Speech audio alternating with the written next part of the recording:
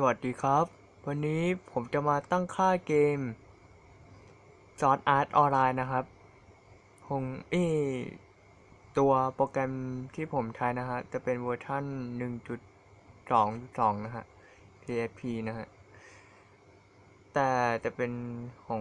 โกลนะฮะทีนี้ก็มาดูการตั้งค่ากันเลยครับ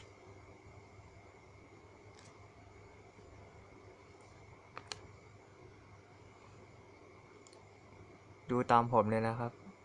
ไปเรื่อยๆครับถ้าใครตามไม่ทันก็ให้ย้อนกลับมาดู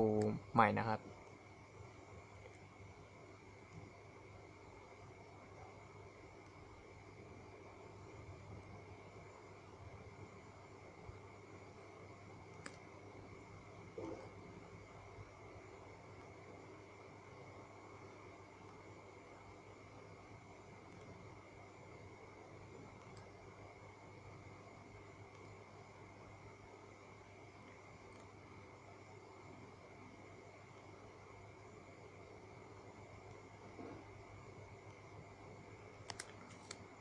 ต่อไปครับเครื่องเสียง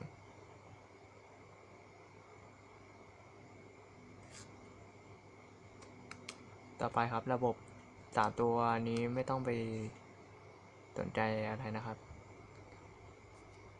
สิ่งที่ต้องเปลี่ยนแปลงก็คือตรงนี้นะฮะส่วนในเปลี่ยนนาฬิกาของ CPU เนี่ยมันแต่ละคนมันจะสเปคไม่เท่ากัน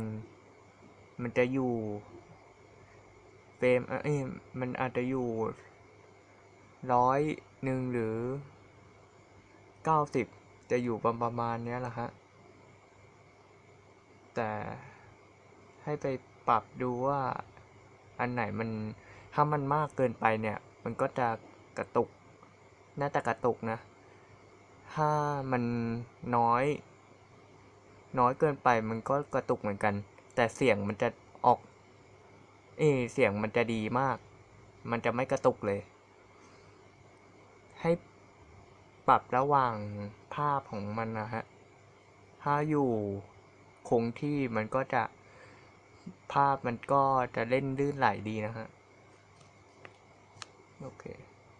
ของผมจะอยู่ที่132นะฮะส่วนอื่นก็ไม่มีอะไรฮะ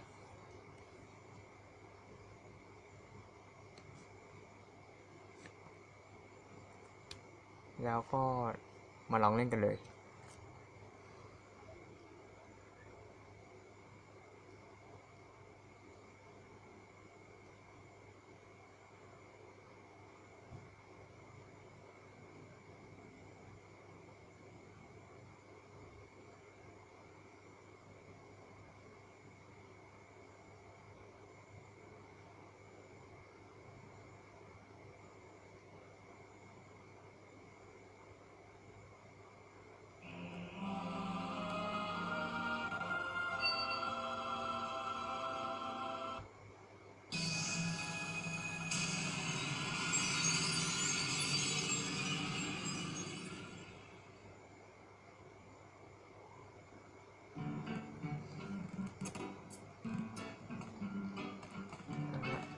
ภาพก็ลื่นไหลดีนะครับเสียงเพลงก็นุ่มฟังแล้วไม่อะไรปวดหัวสักเท่าไหร่เสียงเพลงก็ถือว่าใช้ได้เลย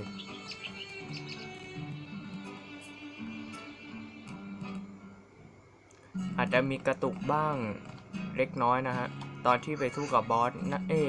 ตอนที่ไปสู้กับมอนเตอร์ก็อาจจะมีแหลกๆนิดหน่อยแต่เสียงเพลงยังคงที่นะฮะอาจจะมีกิ๊บนิดนึงนะฮะ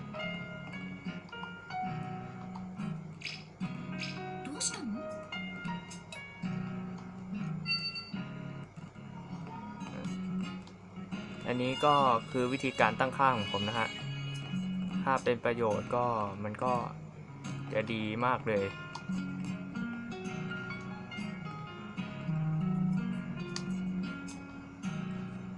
ก็ดูไปแล้วนะฮะว่ามันไม่กระตุกเท่าไหร่โอเค ก็ถือว่าเล่นได้เลยทีเดียวสนุกฮะสนุกเกมนี้ส่วนที่คุณต้องไปพิจารณาก็คือตรงนี้นะฮะ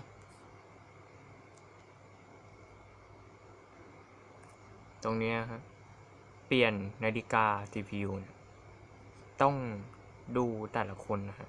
เพราะว่าผมบอกไม่ได้ว่าคุณนู้น90คนนี้อะไรอย่างเงี้ยแต่ผมปรับไปปรับมามันอยู่ที่132นะส่วนตรงนี้ก็เปลี่ยนด้วยนะฮะอย่าลืมโอเคถ้าเป็นประโยชน์ก็จะดีมากเลยมันก็เล่นได้นะฮะก็ขอบคุณที่รับชมครับขอบคุณครับ